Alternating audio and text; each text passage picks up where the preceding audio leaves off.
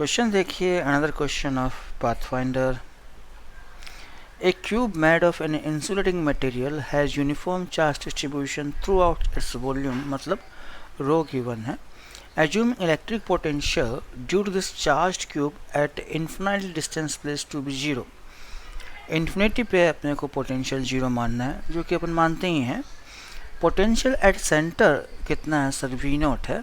What is electric potential at one of its corner? अगर centre पे potential we not है तो corner पे पोटेंशियल कितना होगा? पोटेंशियल जो है वो डायरेक्टली प्रोपोर्शनल होता है चार्ज. चार्ज जो होता है वो होता है रो इनटू वॉल्यूम, और ये नीचे क्या होता है? Distance A. V equals to K Q by R. K constant है, ये क्या हो गया क्यू, ये क्या हो गया R. Rho is again a constant. So जो पोटेंशियल है वो ए स्क्वायर के डायरेक्टली प्रोपोर्शनल होता है, जहाँ ए क्या है सर? As length. ठीक है सर, ये अपन पहले भी कर चुके हैं. ठीक है सर. अब जो सिचुएशन है वो सिचुएशन ऐसी है कि ये क्यूब है, ये क्या है सर? क्यूब है, और इसके सेंटर पे पोटेंशियल गिवन है. कितना है सर? We not. तो किसी एक कॉर्नर पे, ये कॉर्नर ये मान लो, यहाँ पे मुझे क्या चाहिए सर? पोटेंशियल चाहिए, है ना. तो अगर मैं ऐसा कर लूँ कि ये किसी क्यूब का सेंटर हो जाए तो अपनी बात बन सकती है. ऐसा इसका एज लेंथ कितना है सर? ए. तो मैंने क्या किया कि यहाँ पे एक क्यूब और जोड़ दिया. ठीक है सर, है ना. एक क्यूब और जोड़ दिया सर, यहाँ पे एक क्यूब और जोड़ दिया, और एक क्यूब और जोड़ दिया. अब देखिए, इस पॉइंट के पीछे 4 क्यूब है. इस पॉइंट के पीछे कितने हैं सर? 4 क्यूब हैं. तो सिमेट्री के लिए इस क्यूब के आगे भी कितने क्यूब होने चाहिए सर? इस पॉइंट के आगे भी कितने क्यूब होने चाहिए सर? 4. तो टोटल जो क्यूब हो गए वो कितने हो गए सर? 8. 4 तो पीछे और 4 आगे. इस पॉइंट के 4 पीछे और इस पॉइंट के 4 आगे. टोटल कितने हो गए सर? 8 क्यूब.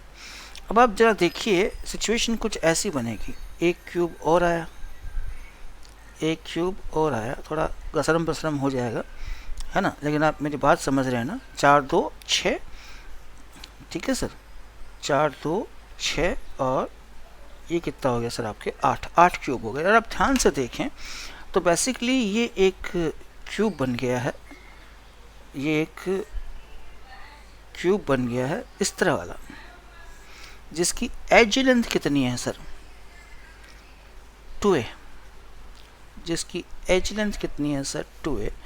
ठीक है सर. तो जब एज लेंथ a थी तो पोटेंशियल कितना था?